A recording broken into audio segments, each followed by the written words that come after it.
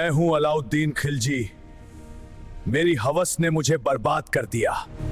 यहां तक कि लोगों का यह भी मानना है कि मेरा हिजड़े के साथ संबंध था। आइए देखते हैं क्या है असली सच्चाई। तो वीडियो को पूरा देखें और चैनल को सब्सक्राइब कर लीजिए।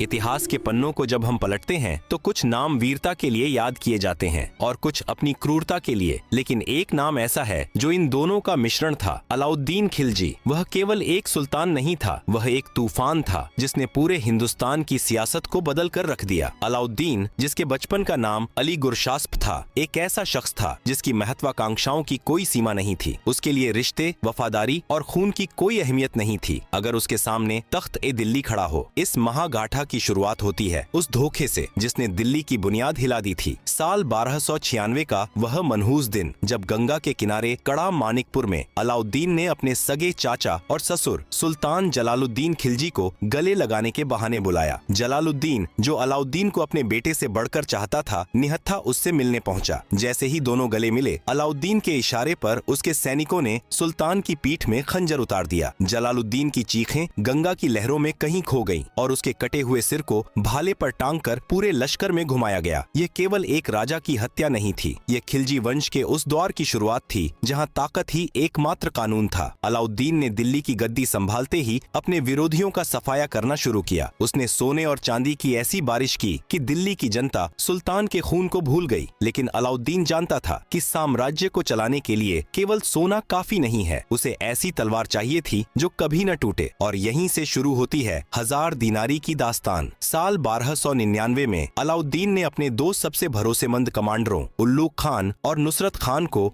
गुजरात पर आक्रमण करने का आदेश दिया। गुजरात उस समय भारत का सबसे समृद्ध हिस्सा माना जाता था। खिलजी सेना ने वहां कहर बरपाया। सोमनाथ के मंदिर को लूटा गया और खंभात के बाजारों में तबाही मचाई गई। इसी तबाही और लूटपाट के बीच नुसरत खान की नजर एक गुलाम पर पड़ी। वह गुलाम आम इंसानों जैसा नहीं था। उसकी कद काठी, उसकी आंखों की चमक और उसके हाव भाव किसी शहजादे जैसे थे। वह एक हिजड़ा था, लेकिन उसकी बुद्धिमानी और फुर्ती बेमिसाल थी। नुसरत खान ने उस गुलाम को 1000 स्वर्ण दीनारों में खरीदा। यही वजह थी कि इतिहास में उसे 1000 दीनारी के नाम से जाना गया। उस गुलाम का नाम था मलिक काफूर। जब काफूर को पहली बार दिल्ली के दरबार में सुल्तान अलाउद्दीन के सामने पेश किया गया तो दरबार में सन्नाटा पसर गया। काफूर की सुंदरता और उसकी शख्सियत ने अलाउद्दीन को मंत्रमुग्ध कर दिया। सुल्तान, जो अपनी कठोरता के लिए प्रसिद्ध था, उस दिन काफूर की आंखों में खो गया। अलाउद्दीन ने काफूर की प्रतिभा को पहचाना। वह केवल सुल्तान की सुख सुविधाओं का ध्यान रखने वाला गुलाम नहीं रहा, बल्कि धीरे धीरे अलाउद्दीन का सबसे करीबी सलाहकार और दाहिना हाथ बन गया। दिल्ली के रईस और पुराने वजीर काफूर की बढ़ती ताकत से जलने लगे थे। वे उसे एक मामूली गुलाम और हिजड़ा कहकर नीचा दिखाने की कोशिश करते, लेकिन सुल्तान के सामने किसी की बोलने की हिम्मत नहीं थी। अलाउद्दीन और काफूर का रिश्ता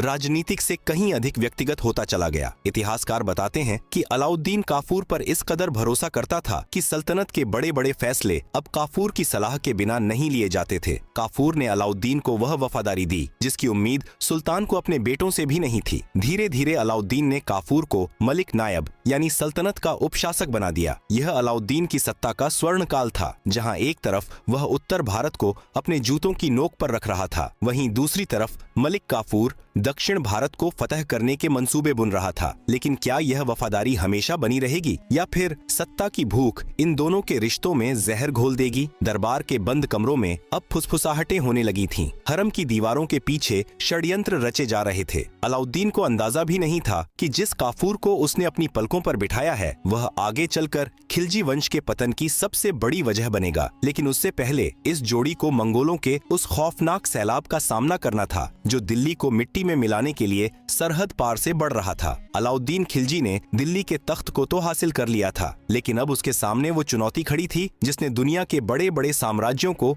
मिट्टी में मिला दिया था। मंगोल। चंगेज खान के वंशज मंगोल घोड़ों पर सवार एक ऐसी आंधी थे जो जहां से गुजरते थे वहां केवल लाशों के ढेर और राख बाकी रह जाती थी। साल 1298 से 1306 के बीच मंगोलों ने एक के बाद एक दिल्ली पर कई हमले किए। मंगोलों का खौफ ऐसा था कि लोग रात भर जागकर पहरा देते थे, लेकिन अलाउद्दीन के पास एक ऐसा सेनापति था जिसका नाम सुनकर मंगोलों के घोड़े पानी पीना छोड़ देते थे, जफर खान की बहादुरी की कहानियां आज भी इतिहास में दर्ज हैं। किली की लड़ाई में जफर खान ने मंगोलों की विशाल सेना को ऐसे खदेड़ा कि मंगोल सरदारों के मन में खिलजी सेना का खौफ बैठ गया। हालांकि इसी लड़ाई में जफर खान वीरगति को प्राप्त हुआ, लेकिन उसने दिल्ली की सरहदों को मंगोलों के लिए अभेद्य बना दिया था। अलाउद्दीन ने मंगोलों को रोकने के लिए एक अभूतपूर्व रणनीति अपनाई। उसने दिल्ली के पास एक नया शहर और किला बसाया, जिसे सिरी का किला कहा जाता है। यह किला कोई साधारण निर्माण नहीं था। कहा जाता है कि इस किले की दीवारों में पकड़े गए मंगोल सैनिकों के सिर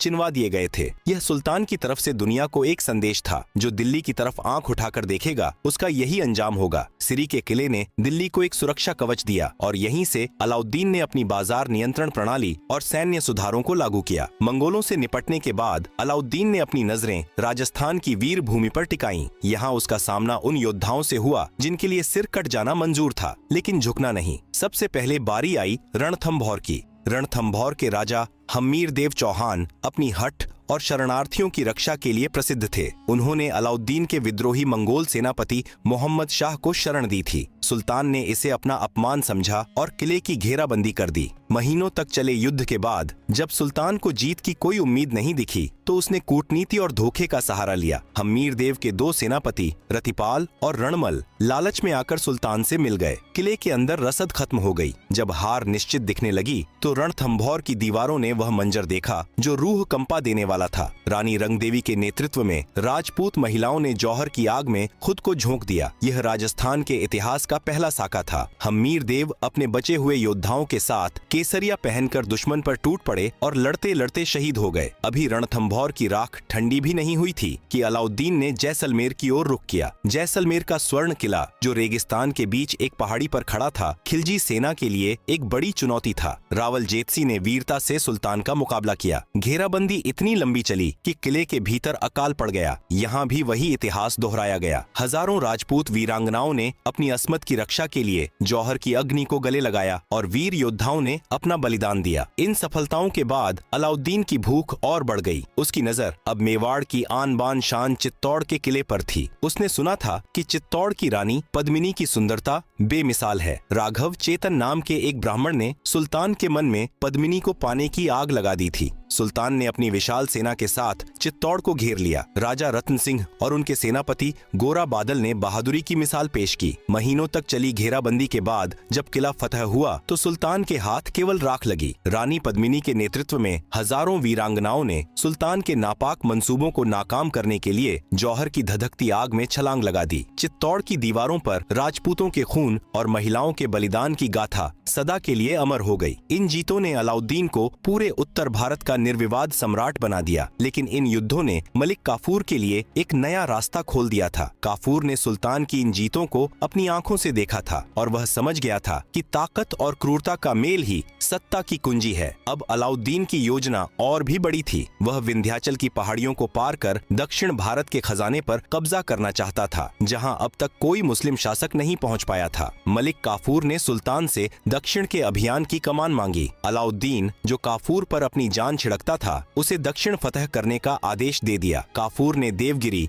वारंगल और मदुरई जैसे राज्यों को लूटकर खिलजी सल्तनत की तिजोरी को सोने और हीरो से भर दिया। वारंगल की जीत के बाद ही उसे दुनिया का सबसे मशहूर हीरा कोहिनूर मिला, जिसे उसने सुल्तान को भेंट किया। लेकिन जैसे जैसे खिलजी साम्राज्य बढ़ रहा था, अलाउद्दीन का स्वास्थ्य गिरता जा रहा था और जैसे जैसे सुल्तान कमजोर हो रहा था, मलिक काफूर की परछाई दिल्ली के तख्त पर गहरी होती जा रही थी। अब षड्यंत्रों का दौर सरहदों से निकलकर सुल्तान के बेडरूम और हरम तक पहुंच चुका था। एक वक्त था जब अलाउद्दीन खिलजी के नाम से हिंदुस्तान की जमीन कांपती थी, लेकिन वक्त का पहिया ऐसा घूमा कि वही शेर अब अपने ही महल के एक कमरे में बेबस और लाचार पड़ा था। साल 1310 के बाद अलाउद्दीन का शरीर उसका साथ छोड़ने लगा था। उसे जलोदर नाम की बीमारी ने जकड़ लिया था। उसका शरीर सूज गया था, सांसें उखड़ने लगी थीं और वह भयानक दर्द से गुजर रहा था। लेकिन जिस्मानी दर्द से कहीं ज्यादा गहरा वो दर्द था जो उसे अपने ही परिवार से मिल रहा था। महल के गलियारों में अब साजिशों की बू आने लगी थी। अलाउद्दीन की पहली पत्नी मल्लिका ए जहां और उसके बड़े बेटे खिज्र खान सुल्तान की गिरती सेहत को देखकर अपनी गद्दी पक्की करने में लग गए थे। वे सुल्तान की सेवा करने के बजाय जश्न और अय्याशी में डूबे रहते थे। दूसरी तरफ मलिक काफूर इस मौके की ताक में था। उसने सुल्तान को यह विश्वास दिला दिया कि उसके अपने बेटे और बीवी उसकी मौत का इंतजार कर रहे हैं ताकि वे तख्त पर कब्जा कर सकें। अलाउद्दीन, जो कभी अपनी अक्ल के लिए जाना जाता था, बीमारी और दर्द के कारण मलिक काफूर की आंखों से देखने लगा था। काफूर ने सुल्तान को उसके परिवार से पूरी तरह अलग कर दिया। उसने हरम के दरवाजे सुल्तान के लिए बंद कर दिए और सुल्तान के करीब केवल अपने वफादारों को रखा। दरबार के रईसों को यह देखकर हैरत होती थी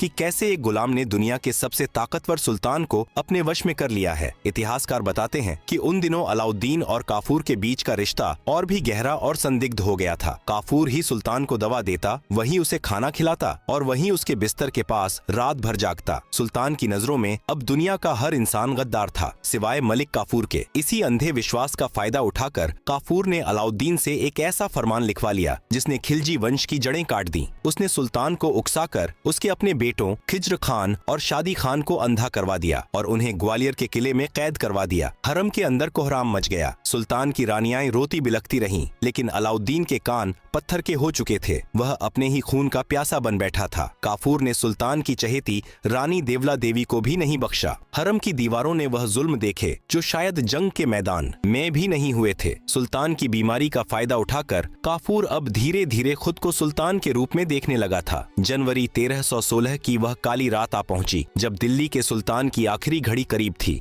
महल में सन्नाटा था, केवल सुल्तान की कराहने की आवाजें आ रही थीं। कहा जाता है कि उस रात मलिक काफूर सुल्तान के सिरहाने बैठा था। कुछ इतिहासकार शक जताते हैं कि काफूर ने सुल्तान को जहर दे दिया था, जबकि कुछ का मानना है कि उसने जानबूझकर सुल्तान का सही इलाज नहीं होने दिया। 4 जनवरी 1316 को अलाउद्दीन खिलजी ने अपनी आखिरी सांस ली। सुल्तान की मौत की खबर मिलते ही काफूर ने सबसे पहले सुल्तान के असली वारिसों का रास्ता पूरी तरह साफ करने की कोशिश की। उसने अलाउद्दीन की लाश को आनन फानन में दफना दिया और सुल्तान के सबसे छोटे बेटे 6 साल के शहाबुद्दीन उमर को नाम मात्र का सुल्तान बना दिया। असली ताकत अब काफूर के हाथों में थी। वह मलिक नायब से अब सुल्तान का रक्षक बन गया था, लेकिन काफूर यह भूल गया था कि जिस तलवार के दम पर उसने सत्ता हासिल की है, वही तलवार एक दिन उसकी गर्दन पर भी होगी। अलाउद्दीन के वफादार अंगरक्षक और बाकी शहजादे अब काफूर के खून के प्यासे थे। दिल्ली की फिजाओं में अब एक नए खून खराबे की तैयारी हो रही थी। खिलजी साम्राज्य, जिसे अलाउद्दीन ने अपने खून पसीने से सींचा था, अब ताश के पत्तों की तरह ढहने वाला था। अलाउद्दीन खिलजी की मौत के बाद दिल्ली की गलियों में सन्नाटा तो था, लेकिन महलों के भीतर तलवारों की खनक तेज हो गई थी। मलिक काफूर ने सोचा था कि वह नन्हे शहजादे शहाबुद्दीन को ढाल बनाकर ताउम्र राज करेगा, लेकिन कुदरत को कुछ और ही मंजूर था। काफूर का शासन केवल 35 दिनों तक चला। अलाउद्दीन के वफादार अंगरक्षकों ने देखा कि कैसे काफूर खिलजी खानदान के चिरागों को एक एक करके बुझा रहा है। एक रात जब काफूर अपने कक्ष में सोया था, इन्हीं अंगरक्षकों ने उसके सीने में खंजर उतार दिया। 1000 दिनारी का अंत